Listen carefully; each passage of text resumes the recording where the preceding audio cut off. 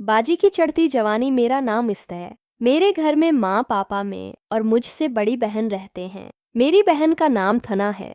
इसकी जवानी पूरे अरूज पर है। वो अपनी शराबी रवैये से हर लड़के की शौक खराब करती रहती है। उसके साथ सड़क पर चलते हुए मुझे बहुत सी अजीब बातें सुनने को मिलती हैं। लड़कों की तरफ से इसकी जवानी हासिल करने के लिए कहा जाता है। ये सब सुनकर मैंने खुद अपने बहन की जवानी का राज चौंसने का प्लान बना लिया था। इस गर्म नौजवान बहन की कहानी के बारे में आप लोगों को बताता हूँ, लेकिन इससे पहले गुजारिश है कि लाइक ज़रूर करें।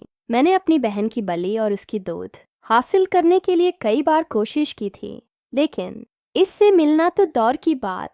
मैंने कभी उसके साजिद माजिद अभी नहीं देखे थे। फिर मैंने उसकी कुछ हरकतें देखी थीं जिससे मुझे अंदाज़ा हुआ कि वो मुझसे सेट हो जाएगी। अब मेरे लिए बस इसे अकेला सेट करना था।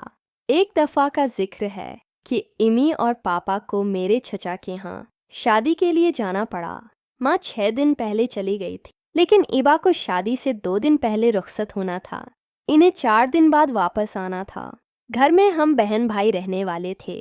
मैं बेचैनी महसूस कर रहा था कि इस दौरान काम हो सकता है। मुझे बस यही लगा कि पापा जल्दी से घर से निकल जाएं और मैं अपनी बहन को कुचल डालूं। फिर इंतज़ार भी ख़त्म हो गया तो पापा चले गए।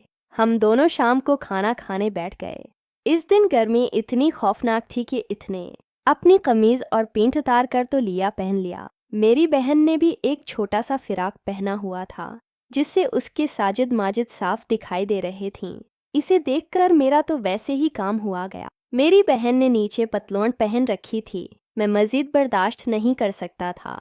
वो और मैं टीवी देख रहे थे। सामने टीवी पर मोहब्बत का एक गर्मा गर्म मंजर चल रहा था। मैंने उससे पूछा कि तुमने किसी से मोहब्बत की है, तो उसका जवाब नफ़ी में था। फिर इसने भी पूछा क्या तुमने ये किया।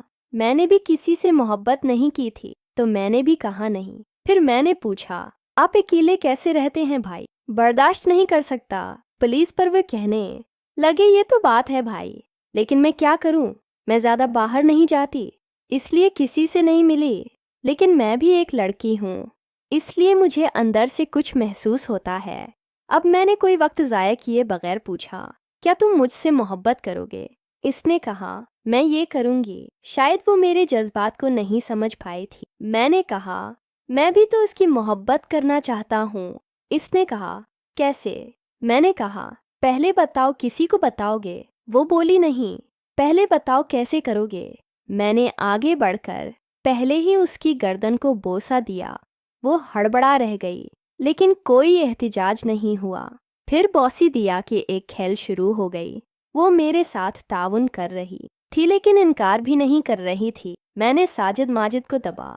मैंने दूध को निचोड़कर बाजी को दिखा दिया। अब वो भी आहिस्ता आहिस्ता सनसनीखेज होने लगी और मेरे साथ ताउन करने लगी। मैंने अंदर का माहौल और खुदुखाल देखें तो मैं पागल हो गया। वो उसके सरख धावे तैर रहे थे।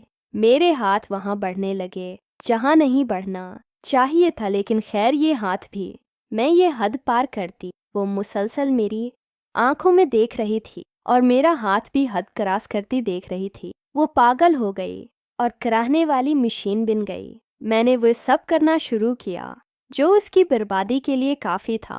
सुकून की यह हालत थी कि जो निक्कू की तरह लपट गई।